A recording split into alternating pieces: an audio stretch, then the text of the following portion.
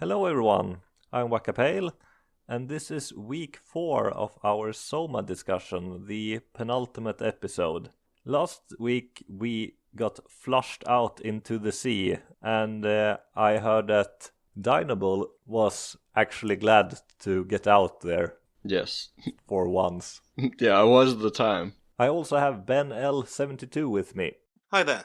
So, we're flushed out into the sea. Our objective is to find a new diving suit so that we can go down into the abyss without getting crushed and send the Ark or the Matrix into space. We are heading for Omicron, where the suit is supposed to be located. After a brief walk, we find the station. Unfortunately, it is in lockdown and is covered in biohazard signs. There are corpses outside with a team that were attempting to get inside but failed doing so. Catherine also mentions that the WoW's primary directive is preserving humanity, and that it doesn't seem to share most humans' definitions of humanity or life for that matter. To get into Omicron, you have to lift the lockdown in a small room outside of the main station. In the room you find a corpse of someone who seems to have gotten a shot to the head, or his head has exploded and doesn't look good. And you can't read his mind for some reason the way that you have been able to do with all the other corpses that you've found around the place. It is then explained to you by Catherine that all the humans down on the stations have black boxes in their heads which store information, and this is how you have been able to read the minds of dead people. Although it doesn't give any satisfactory explanation yet why several of the ones you find here you still can't read or get a kind of null signal from, as far as I could figure out. The black boxes have all exploded. I must have missed some. It is explained that the WoW has overloaded the black boxes, killing everyone. There were some bodies I found that had heads still, and I couldn't read those either. There are notes around explaining that the black boxes have been acting up, okay, and people have been feeling rather bad until they overload and explode their heads. Some more gruesome than others. I got part of that. I got people having migraines and the signal in the black boxes, but didn't realise their heads had exploded from that. Yeah, if you looked around and see the bodies around the station, you notice that many of them do not have a head at all. They are missing. Some of them just have their heads half missing. A lot of headless bodies. Mm-hmm. That's explained a bit later in the episode, that the WoW has been overloading the black boxes, and they can't really tell why. They are speculating that it has something to do with one of the researchers called Johan Ross, who arrives at the station but is dead. Before you get into Omicron, the main door malfunctions. You have to go through the back door where there's a brief platforming section. Inside Omicron, there's a strange creature that sort of semi-invisible. It pops up from time to time and tells you strange things, and the first thing it tells you is that you need to stop it. And it's not clear what it is that you need to stop, if you just need to turn around or if you actually have to stop something. Also, it seems like there's like messages popping up on the screen now. I don't know if it happened on that early in the level or this playthrough, but I remember seeing like as at one point I'm being on a computer and it popping up "We suffer" like on my screen. Yeah, there are a lot of glitched in messages when you look at computer screen this time. Throughout the station, every time you interact with a console, it gives you a message for half a second or so from time to time. Yeah, so I wasn't entirely sure whether the messages on the computer were different from the voices in my head in terms of, is there two things trying to contact me or just one? I'm still not sure yet. I'm guessing things will be clearer, but the strange creature that is communicating with you and sending you codes through the terminals, and you're not entirely sure if it's just in your head or not, or if there is something else going on, because it doesn't behave very realistic. It pops up here and there, and you don't really know if it's there or not. But it keeps giving you information that you haven't learned yet. You quickly find a suit, and you're in luck. There's already a dead person inside the suit. Oh, that part was nasty. Simon is not very happy about the plan Catherine comes up with. You cannot put the suit onto your body. You have to put your mind inside the suit the same way that Simon is currently is. And to do that, you need to find a Cortex chip, some structure gel, and a battery pack. So you wander Omicron looking for those things, all the time getting new messages that tells you to stop the WoW. There are some bodies lying around that one person especially is just as is full of gears and fans and other technology in his chest, half alive, like. That one was strange. Yeah, and you cannot communicate with it, but it makes some very strange noises while you pass it, but it doesn't seem aware of your presence. You also found a lot of drawings and crazed writings telling you that the WoW is in alpha and that it needs to be destroyed. Take the gel to alpha, I think, was one of them. Yeah, there's also some more information about alpha, not directly. It just seems to be the workers do not know if it actually exists or not. It seems to be very hush-hush. So there's some kind of secret project going on there. You also learn that the WoW is using structure gel to change humans and other creatures, and you've started to see some wildlife outside that seem a bit robotic in the same way that the creatures are that try to kill you. You also get to reanimate a dead rat if you choose to. Wait, you can do that? Yeah. What? I kept trying to mess with the rat, but it didn't seem like it was working. It took a while to do it, but it starts just twitching a bit and wagging its tail, but it wasn't very dramatic. No, it's not dramatic, but you can open it and, well, you can't pick it up, but you can take a close look at it, and it doesn't seem to enjoy its new condition very much. You need to use some structure gel to repair a chip to get to a container of structure gel that you bring back to make the suit. Now, that I didn't get. I was wandering all over looking for some kind of chip repair station. I was thinking mechanical. I didn't go to the structure gel. It explains in the computer that you can use structure gel to repair any kind of electronics. Yeah, I read most of that. I just didn't put two and two together. Yeah, it actually tells you exactly what you need to do. And I did the same thing the first time I played this game. I walked around looking for a repair station, didn't realize I just had to move it across the room. Put it on the other side of the room and put some structure gel on it. There's also more information about Johan Ross. His body returned from the abyss, and when it did, that's when the problems with the black boxes started. It seems like the WoW is trying to get to Johan Ross for some reason. It's also explained that the WoW kills everyone in Omicron by overloading their black boxes, seemingly trying to get to Johan Ross's corpse. Once you've collected everything, is there anything about the gathering of things that you want to mention? Only that, playing as I am in not safe mode, the battery pack was hidden behind another monster that was quite tricky to get past. I ended up basically being beaten up by him on the way in, grabbing the battery pack and getting beaten up on the way out to the edge of death, but just barely managed not to die. On safe mode, that's actually a monster that didn't, at least for me, he didn't react to me at all. Oh, he reacts. Like when I walked in to get it, like he just stood there. The same for me when I played in safe mode now. No, he reacts big time when you're not in safe mode. Oh. I think I threw a brick at his head to make it react when I played it in normal mode, and then it shuffled over to the other side, and I took the thing and ran away. Ah. The brick doesn't hurt them, it just makes it react that something is there. Once you have prepared the diving suit, Catherine offers to take the body in case Simon doesn't want it, but he doesn't want to get left alone. So he decides to get into a mind scanner. Sorry about any discomfort. This should be over soon. It's like having your picture taken. But with the most expensive camera in the world. You know, Indian stock photos would steal their souls. In this case, they'd be right.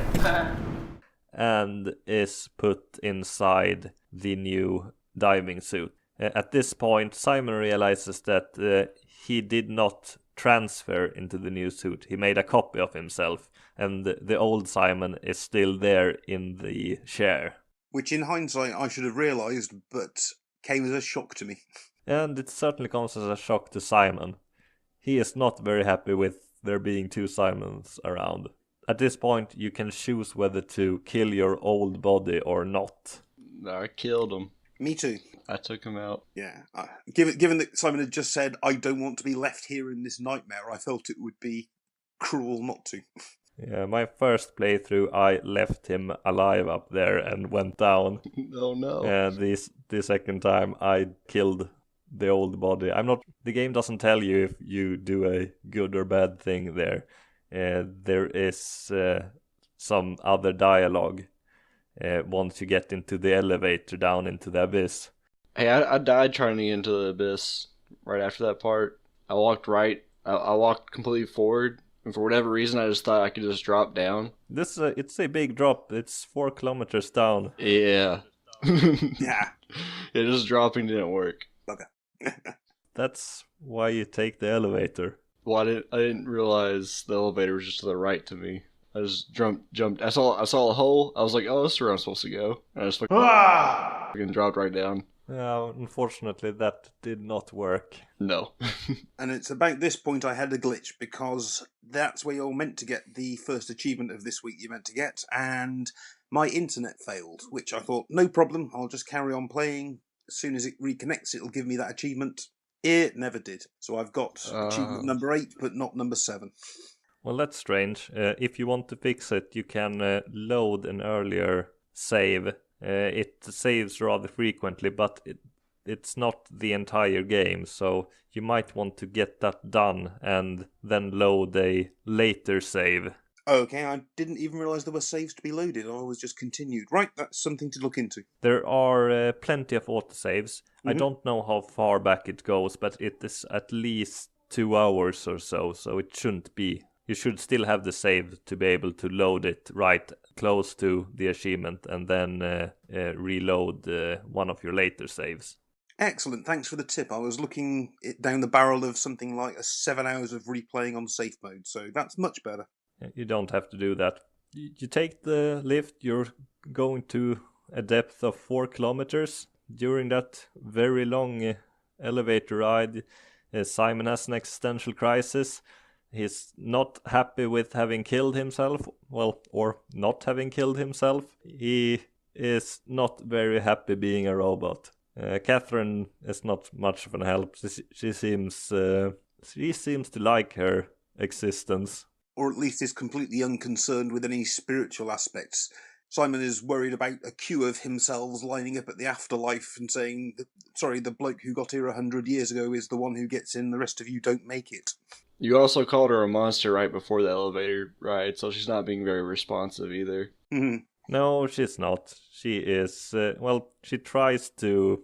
When Simon asks Catherine to comfort him, she just straight up said, I don't want to upset you. And then Simon convinces her to just talk about anything, and she shares a story from her life that doesn't really have anything to do with anything. While you're going down, there's a brief power outage where you have to just go up and flip a switch to get the elevator going again. The visuals on that part was nice. With the glowing jellyfish, yes. Yeah, yep. When the power outage happens, they reflect a little bit more about what it's like getting pulled in and out of existence. And Catherine just says that, she barely notices it. She just goes down for a moment and then starts up somewhere else. You also get a visit by a monster in the elevator. He drops down onto the elevator, knocking out Simon, and then dives down into the abyss. And it seems like that is Johan Ross, the guy that the WoW was trying to... The WoW tried to get to Johan Ross's body for a while, but you're not entirely sure why. It seems like Ross really wants to destroy the WoW. And he also seems to have a plan for you. I think he says, "Fantastic, you made it," or something similar, and I'll go ahead and make preparations. Yeah, and he keeps showing up from time to time, but then just disappears. When you get down, things are very dark. Yes. You can't see a lot. And when I played it in safe mode, I barely saw any wildlife. I know that there are a lot more, and they are quite aggressive when you play in normal mode. Yes, I got hit by a few fish. It didn't seem very life-threatening, but I did run away quite a lot. This section is very linear. You just follow first follow signs, and then you have to follow a robot until that gets eaten by a giant fish. Yeah, that was crazy. And then you find some glow sticks to follow, and then the big fish says boo. Ben, did you ever get mixed up with those, what do you call them? I don't know the technical name for them, but they're the fish with like the little angler, like the little lights on their head? Yep, I did die to an anglerfish, yes. Headed towards a white light, and it bit my head off. Did you think it was like a robot? Because I actually headed towards one because I thought it was like another robot to follow. I wasn't sure. It kind of had a little bit of a blue tinge. I thought it might be the next light. I thought something to head towards at least. Oh, no. Oh, okay. They do have that little light thing to attract prey, so I guess it worked. Very much. Yeah, it worked for me. You also walk through a underwater cavern to get to where you need to be, and there are plenty of underwater spiders in there. Though thankfully not dangerous. No, I don't think they can hurt you, but they look creepy. Yeah, they are creepy. Finally, after a long walk underwater, you reach Tau, where the Ark is supposed to be. This place has very slow doors. I'm fairly sure you did not remember that you have already looked at the map of this place and it told you where to go, but that was back in, the second discussion we had? Sure. No, didn't remember at all. If you remember, well, I did for some reason. I knew that it was just as far back as you could go, which makes sense, even if you don't remember that part. So you just tried to traverse the station with a monster walking the halls. Yep, quite an aggressive one. He managed to get me a couple of times. Yeah, and this bit seemed a lot longer in normal. When I played it on easy mode, I just immediately followed the path that I needed to go, didn't bother with the monster at all, and very quickly got to the living quarters. Well, there's a part in safe mode too where it's a lot easier to abuse than like I feel like a lot of other parts in the game where you open a door and the monster's just there. You can just like walk right past them. Yeah. I mean, I guess you could always do that, but that was the first time I actually abused it, where I was like, I didn't run away from the monster. I was like, just get out of here.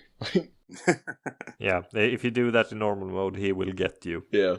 So there are quite a lot of nooks and crannies where you can hide from the monster, but you do not need to explore them. You can just run past it if you play it in safe mode. Yes, by every one of the slow doors, there was usually a room that was with a fast opening door where you could find somewhere to hide in it while the monster came to investigate the slow doors. You then find the living quarters of the Tau. Everyone there is dead. Most of them are members of the Ark team that was supposed to send it into space. And you find some evidence that they were at the site, didn't send it into space for some reason that you haven't been told yet, but that they intend to try again.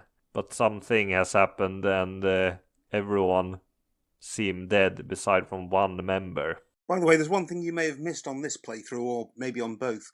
On the way with the monster, there's a comms room on the way where you can try and communicate, and you can speak to someone in the infirmary who won't speak to you because they figure you're just another robot, which gave me a clue as to where to go. You can also go up to the door and ring the bell. There's someone in there who won't let you in the infirmary. Eventually you figure out a way to get inside the door, where you find Sarah, who is the last living human. She has guarded the Ark and calls it quits, tell you to do what you want with it, and then she asks you to kill her. She's in pretty bad shape anyway, isn't she? She's only living off intravenous fluids and stuck in a chair. Yeah, they are out of food. She's been living on chemicals, basically, for a while. So, yes, she is in very bad shape. Did you let her live, or did you kill her? I killed her. Yep, me too. And stuck around as she requested, as, see her out. I feel that part it's not bad, but I think they could have done more with it. Yeah, it's a big moral choice that doesn't really have much impact, really, is it? And it doesn't have any impact at all. The rest of humanity is dead. She is half dead. She wants to go out. When we stop playing, they haven't even made a comment about your decision yet, since Catherine is not booted up. Yes. And this is where we stop playing. We found the Ark, and we are going to take it to the space gun and send it into space. And this will be the final episode. It's going to be rather short, but there's quite a lot that's going to happen, I can say that. Next week we will probably be talking a bit more about the themes of the game and what you thought of it and any other thoughts we've had over these 5 weeks. Okay, well, I'm looking forward to seeing how it all wraps up. Sunshine and rainbows, I guess. That would seem unlikely. No, I think it's the direction it's going. Well, we will see you next week. Thank you again for joining me, Dinobull and Ben L72. Thanks for having me. Yeah, thanks for having me too. See you next week. Bye, everyone. See ya.